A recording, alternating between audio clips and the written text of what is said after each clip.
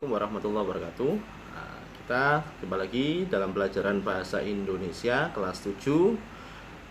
Semoga pertemuan kita kali ini mendapatkan ilmu yang bermanfaat dari Allah Subhanahu wa taala. Kalian juga sehat selalu dan selalu semangat untuk mengikuti pelajaran bahasa Indonesia.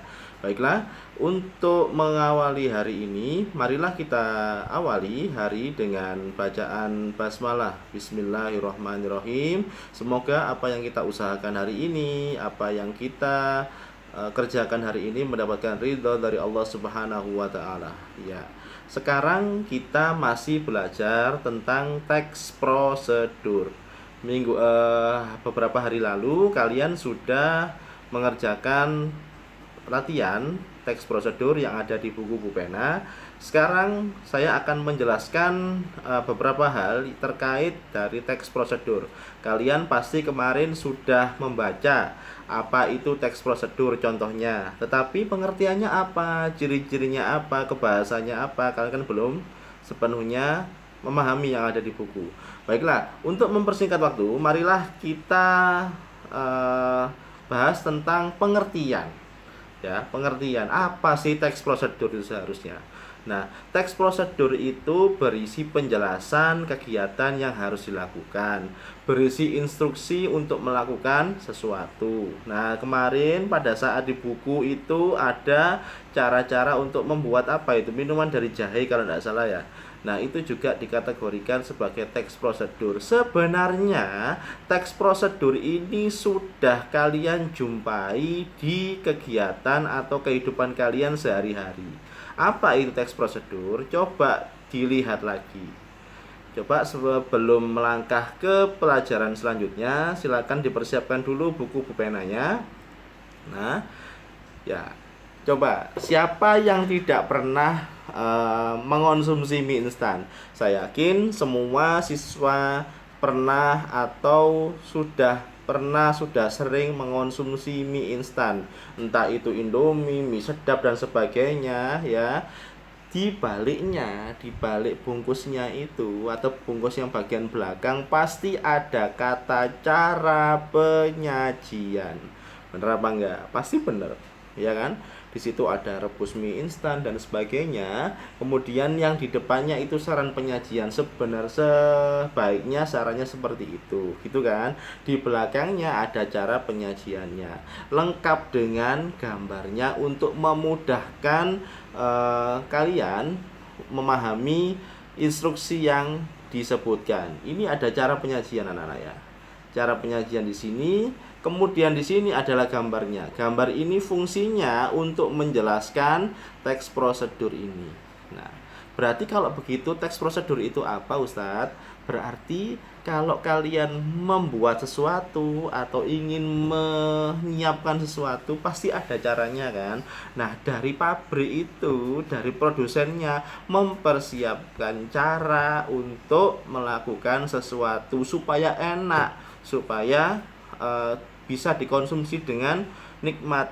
Contoh, ini kan bungkusnya mie goreng, ya kan? Jika mie goreng pasti hanya direbus kemudian airnya ditiriskan.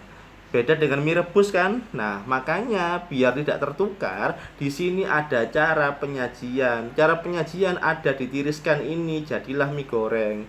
Tetapi kalau kalian mengonsumsi mie rebus tidak ada hal yang disebutkan sebagai meniriskan mie, tidak ada. Begitu ya, itu bedanya nak.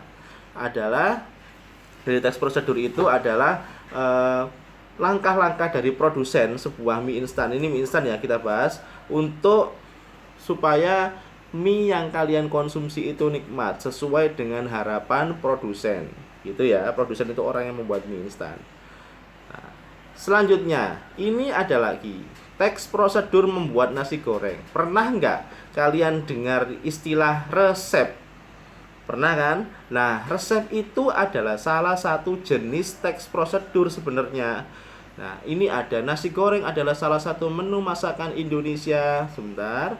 Menu masakan Indonesia yang telah mendunia. Nah, ini ada keterangannya. Berarti nasi goreng itu apa? Disebutkan di sini. Kemudian di situ ada bahan-bahan. Bahan-bahan ini harus juga ada di dalam teks prosedur. Nah, lebih tepatnya alat dan bahan ya. Nah, alat dan bahan. Alat-alatnya apa saja, bahan-bahannya apa saja. Kemudian di langkah selanjutnya ada cara membuat. Di sini berarti instruksinya atau persamaannya adalah langkah-langkah sebenarnya. Langkah. Ya, langkah membuat ya. Langkah membuat atau cara membuat sama saja. Nanti di situ ada tujuannya membuat nasi goreng, kemudian yang kedua ada alat dan bahan, yang ketiga ada cara membuat. Berarti kalau begitu teks prosedur itu ada 3 struktur. Nanti aja, tapi untuk struktur adalah kita bahas pada pertemuan selanjutnya. Jadi sampai sekarang ini adalah contoh teks prosedur yang harus kalian pahami. Tadi di mie instan, sekarang resep. Begitu ya. Nah, ini ada lagi contoh. Contoh ini tapi tidak tertulis di dalam bukunya. Misalkan saya contohkan saja, di situ ada cara kalian misalkan mempunyai laptop. Nah, laptop itu pasti ada cara untuk mengoperasikannya. Mengoperasikan laptop itu misalkan diawali dengan menekan tombol power dan sebagainya, itu adalah juga merupakan teks prosedur. Berarti teks prosedur itu bermacam-macam dan sudah ada di sekitar kalian. Sebenarnya seperti itu. Nah, mungkin kalian belum memahami saja ini apa. Nah, itu adalah namanya teks prosedur. Begitu nak ya. Selanjutnya, di sini cirinya sekarang. Ciri teks prosedur. Ciri teks prosedur itu harus bagaimana sih Ustadz? Ada panduan atau langkah harus sistematis. Berarti kalau langkah harus sistematis itu, jadi yang pertama kan misalkan mie instan ya. Mie instan direbus dulu, kemudian tunggu 3 menit hingga matang, kan begitu. Tidak mungkin mie instannya yang merebus tadi itu diletakkan di belakang, begitu kan. Nah, itu namanya sistematis, tersusun dengan rapi, ada urutannya, terukur, tidak boleh kira-kira. Misalkan kamu merebus mie instan, ukuran airnya itu sudah ditentukan apa belum dari pabriknya? Sudah 250 ml misalkan, atau satu ukuran gelas kecil itu misalkan ya nak ya. Nah, selanjutnya kegiatan yang dilakukan dijelaskan secara runtut ya. Secara runtut itu berarti urut mulai dari atas sampai bawah gitu. Selanjutnya sekarang ciri kebahasaan teks prosedur menggunakan kalimat perintah. Ini di Indomie lagi, di mie instan lagi. Campurkan bumbu minyak bumbu ke dalam piring. Nah, ada kata campurkan itu berarti memerintah kalian apa tidak. Kalau membuat mie instan pasti itu memerintah. Dan kalau memerintah itu termasuk kalimat perintah. 1. Ciri kebahasaannya. 2. Menggunakan kalimat saran dan larangan agar diperoleh hasil maksimal. Misalkan mie instan lagi, lebih nikmat disajikan selagi hangat. Ada kata lebih nikmat. Jangan menggunakan api terlalu besar. Ada larangan juga.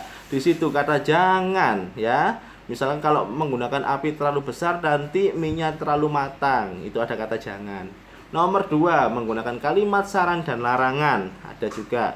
Nomor 3, menggunakan kata ukuran yang akurat. Tadi misalkan ada kata 250 ml atau di sini campurkan 500 gram tepung terigu.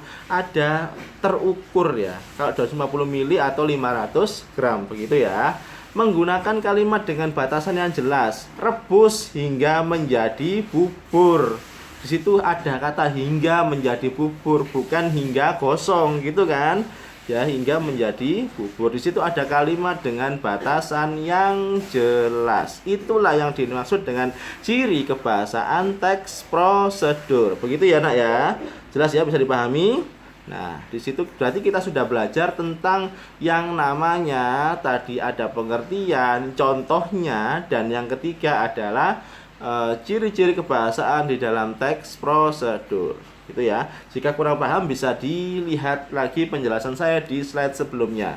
Nah, sekarang ada tugas akan di-share melalui Google Classroom ya, Nak ya. Jadi di situ nanti kalian akan mendapatkan tugas yang harus kalian kerjakan seperti biasanya di Google Form.